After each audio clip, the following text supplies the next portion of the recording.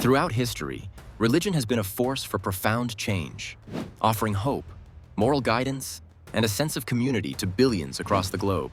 Yet it has also been a catalyst for some of the most devastating conflicts in human history. The paradox of religion is that while it preaches peace, it has often been at the center of war. Today, we delve into the history of holy wars, exploring how religion has sparked some of history's bloodiest battles. Let's begin our journey in the 11th century, during the time of the Crusades. These were a series of religious wars initiated by the Latin Church in medieval Europe. The most well-known of these, the First Crusade, was launched in 1096 in response to a call from Pope Urban II. His goal was to reclaim Jerusalem and other sacred sites in the Holy Land from Muslim control.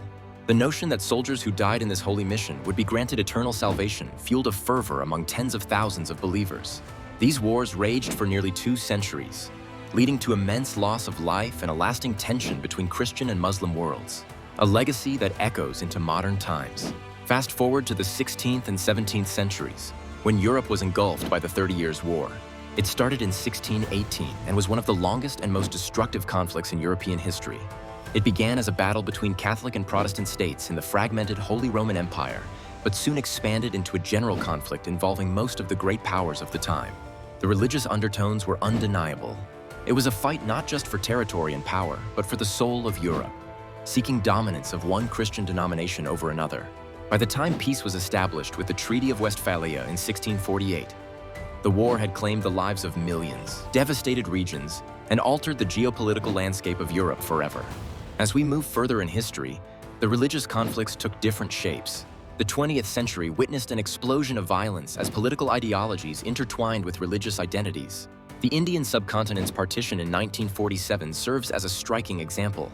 The British withdrawal from India led to the creation of 2 states, Hindu-majority India and Muslim-majority Pakistan.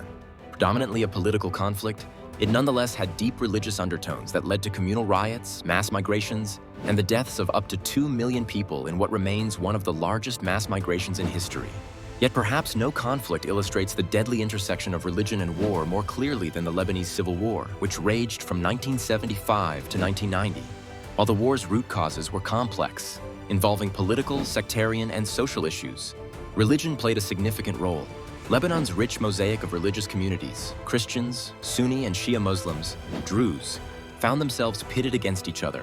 The war resulted in over 120,000 deaths, with religion both fueling the conflict and being used as a rallying cry, even as it splintered and polarized groups that had coexisted for centuries.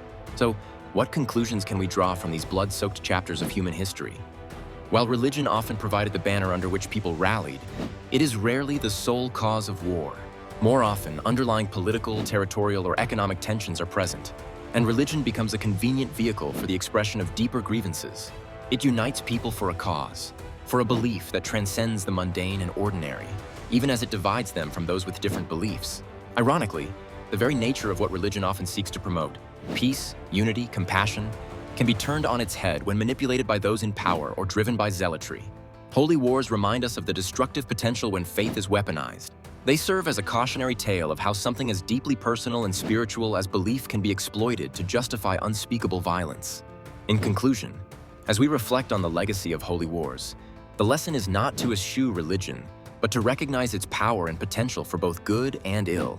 It calls for an understanding of the complex interplay between belief systems and the socio-political realities that drive human conflict.